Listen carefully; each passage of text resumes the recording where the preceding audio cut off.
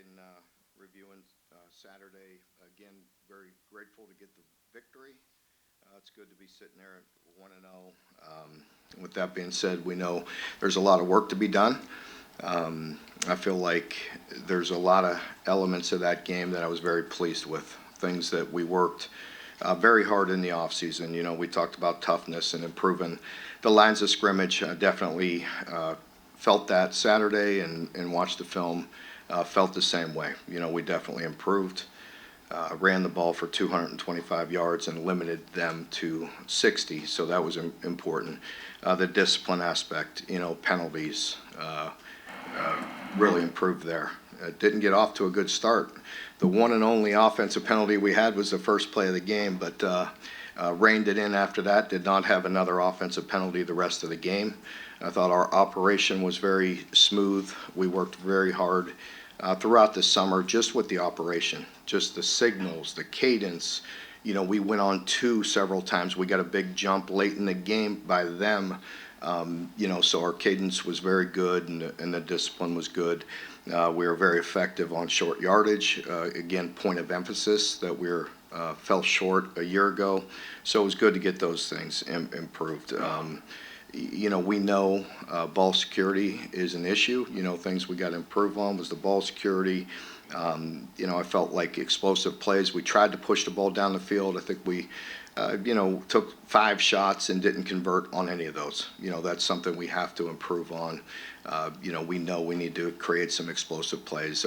We did get 2 penalties on those, but again, I feel like we still had opportunities to go up and catch the ball and need to do that. You know, so defensively, again, I think we played very well for the majority of the game. I would like to finish a little better, in particular the last drive, the last touchdown score they had. But, you know, I thought the 4th down stops were critical. Getting the game started with an interception was very important to us. And they played really hard. That was the great thing on both sides. They played very tough, very physical, played very hard. There's many things to improve on, and we know that, and we'll get back to work right now. You know, obviously another great opportunity here this week to play a very challenging Ole Miss team. You know, Lane Kiffin and Ole Miss and their staff do a great job each and every year. They're electric on both sides of the ball, and we'll have our hands full. It'll be a great challenge. It should be a great environment on a beautiful day here this Saturday, and we're looking forward to that challenge.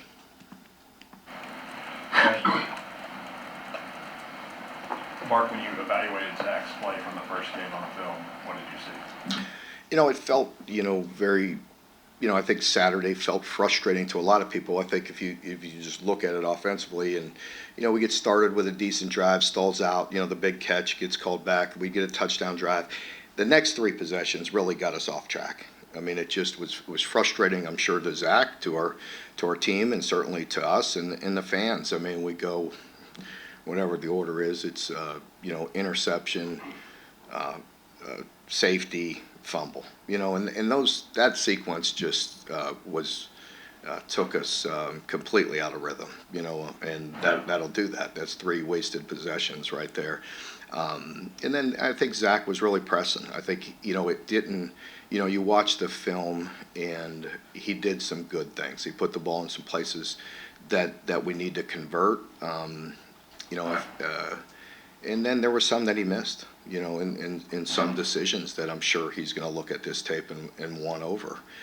So there's a lot that he can improve on, but a lot around him as well, you know, and you know we'll get it fixed.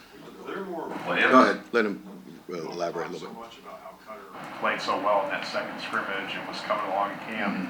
How do you balance giving Zach time to prove himself, and if you have another quarterback that you think is I think that's, you know, fair, and, you know, it's something we evaluate all the time. We still have a lot of confidence in Zach, you know, and we have confidence in Cutter. In there, you know, it would have been premature to pull the plug right there. I mean, I really believe Zach's going to do very well. and we strongly believe in Cutter. You look at, the progression of Austin Simmons and the, what he's going into his third year, and man, he looks good. And you sit there and say, in one aspect, he's inexperienced, but he's really not. This is his third year in the system. He stepped in last year, played extremely well against Georgia. They didn't miss a beat. I had to go back and look. You know what I mean? Like, wait a minute here, and so we'll evaluate those things. Both guys are going to get better, and I will say, after watching the tape several times, I felt better about it, because there are things that we know we could get fixed, and he'll play well. Sorry. You mentioned taking the deep shots. Are there more layups you can create for Zach to help get into a rhythm? Yeah, definitely. And I think that rhythm got completely, out of whack there, because we had a terrible third down, get the ball tipped, get the interception. And then again, we're not on the field for a while there. We get a one-play safety, then you get the two-play. You feel like you're creating that layup, that explosive. You know what I mean? Just get the ball moving, whatever the gain was, a 20-yard gain or whatever, and then we get the fumble. I mean, those are things that are very frustrating, because it's already tough. It's already frustrating. We're we're getting it moving. We have good field position, created a good explosive on second down, and kind of the play that you're talking about right there, and then we get out of rhythm there. But yes, there are things we definitely need to control and help them with. Hartley had 6 targets. I think the rest of the receivers had 3. Is that something that he earned during camp, or was it just kind of byproduct of the... Yeah, byproduct of the place and where the quarterback goes with the ball at that moment and everything. It wasn't, designed to be doubled or anything like that. I think back in the kickoff lunch right at the beginning of camp, Bush said we're going to run a lot through Kendrick Law. How much did his injury early in camp set back what you want to do with him, or is his role kind of... Yeah, I think the injury didn't help. I mean, it set him back a bit, but I think plays and momentum and just, again, you've heard me talk about that a lot, and it is frustrating. I'd like to run more plays. I'd like to move the ball more and get touches for many more people, but he's certainly one of them. You said you'd have an update for us on Jamarian Wilcox. Do you have anything for us? Yeah, I don't have anything. The status has not changed. So I really cannot comment on that anymore. Mark, how did you feel about the Jagger and the snaps, which, as best I could tell, were good? I felt like Jagger in general, not just the snaps. Jagger played very good, and he makes us a better team, inside. And I think you felt the presence of, in particular, the 3 inside guys. What did you think of the offensive tackles? They did some good things. We didn't give up a sack, probably give up a few pressures, can be stronger in the run game, but in general, our line played good. Did you get through this injury-free? We're in decent shape, yes. We're in pretty good shape. Mark, what is it about a Lane Kiffin coach team that makes preparation so challenging? Well, the tempo is the first thing. Obviously they go extremely fast, and they dress things up very well. They do what they do, but they present it differently, and they present it very fast, and they have very good players out there doing it. Typical, team, for them, they're good in all areas. Again, I'm very impressed with Austin Simmons. They have 4, transfer wide receivers that are playmakers that can run. Very impressed with their tight ends. Very, very good players. Defensively, Pete Golding does a great job. Put a lot of pressure on you, make everything challenging and tough. And so, we'll have our hands full. You talked about Simmons there a couple of times. Saturday, you talked a lot about the pressure that the defensive line caused and the ends caused. How important is that Saturday with the way that he plays? It's always important. I think, trying to get the quarterback uncomfortable is always important. I think what they do with their tempo and with their play action and keeping you off balance, they do a nice job of making it comfortable for their quarterback. And so, we got to try to mix it up many different ways. We had some success in the past, with it, but it's always a challenge. It is each and every year. So, we got to continue to try to mix it up on them. We watched Mark, you all got the Go ahead, sorry. you all got the huge run from Dante, obviously, but before then, it just felt like you could never get pop one, I guess. And McGowan's longest run, I think, was 7 yards. When you went back and watched the tape, did you feel like it was there and you just didn't hit it, or? Yeah, I felt like both guys hit it very good. Seth had an opportunity to make the last man miss, and the player made a nice tackle, shoestring tackle on him. But I felt like Seth was really close to ripping that one off as well.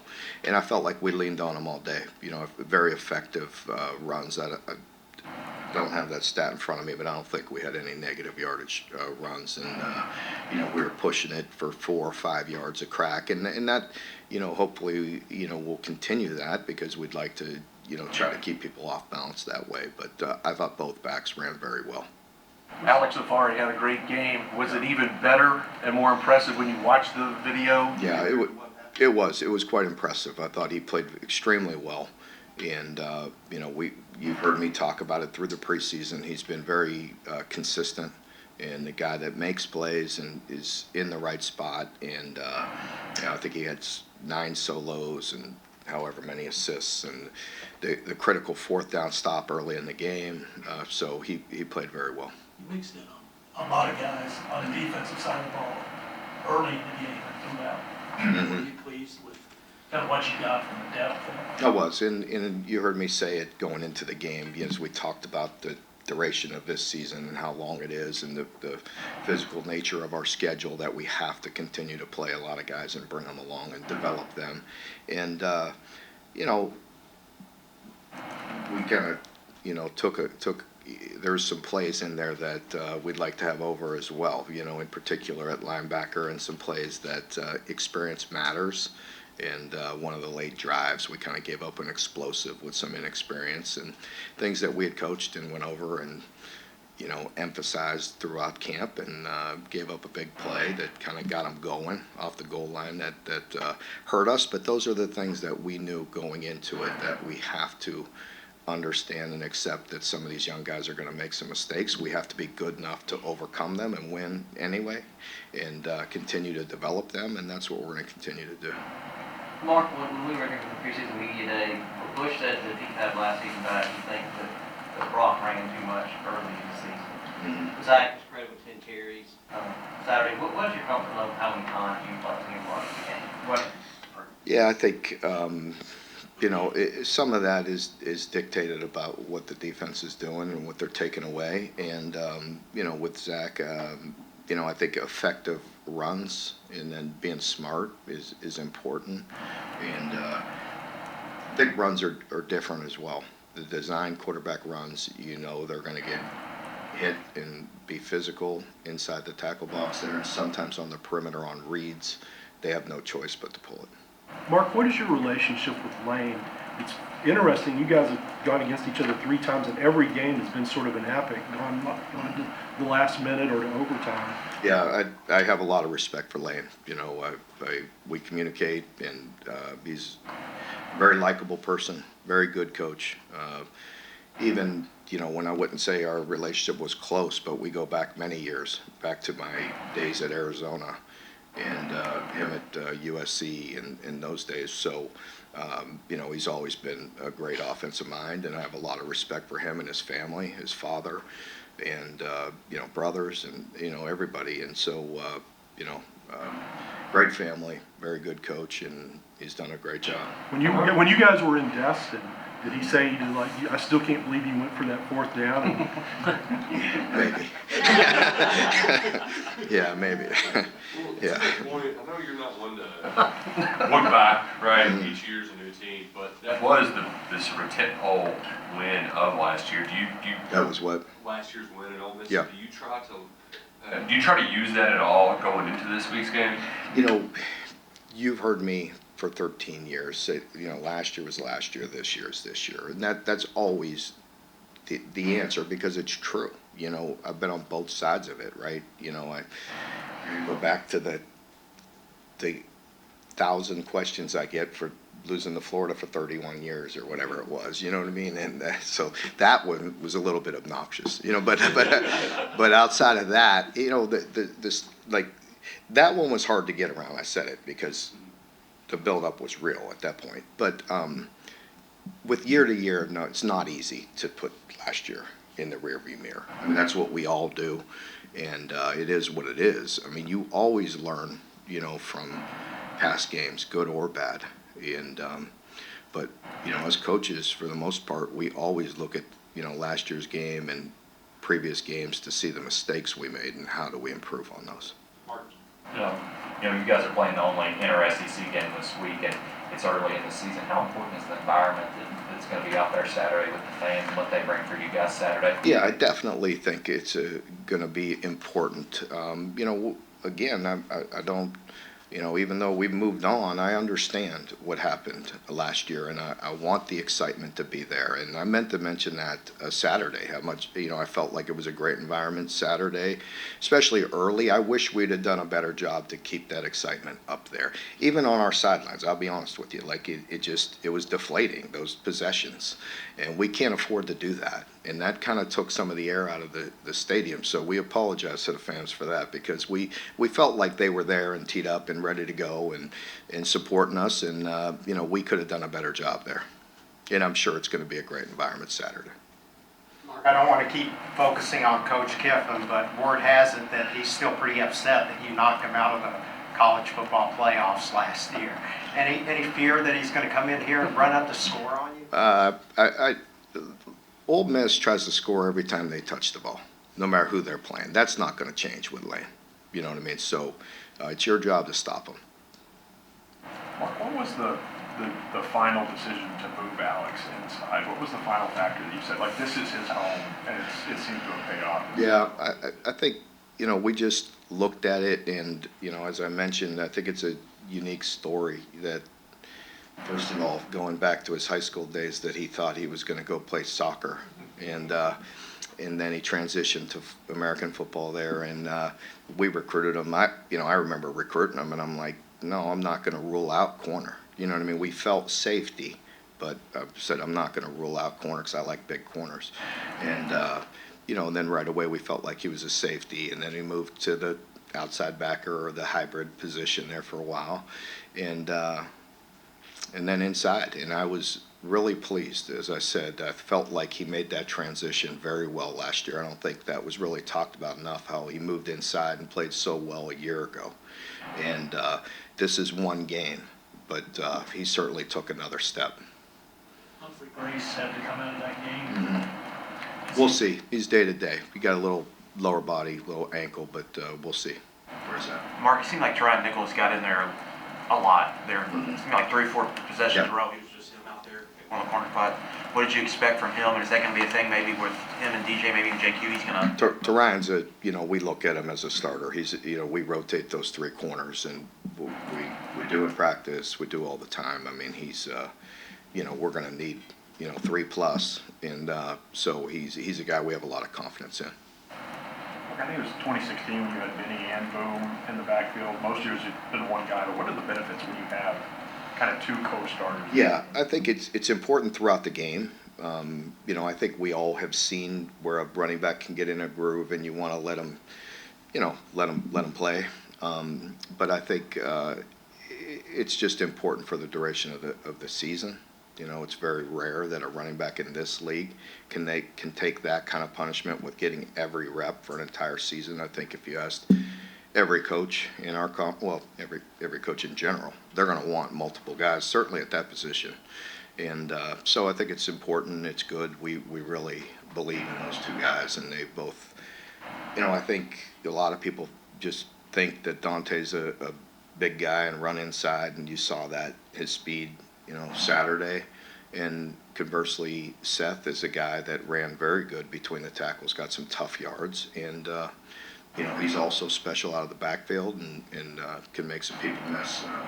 So we'll continue to work those 2 guys. Mark, I know it's early, but there's been so much talk even in the offseason about making sure that offensive line's improved in your opening statement. You talked about how much better they did. When you watched the film, what were some of the things that you were like, okay, that has improved, we can build on that? Well, I think, the obvious is the short yardage. We understand the challenge is going to improve as well.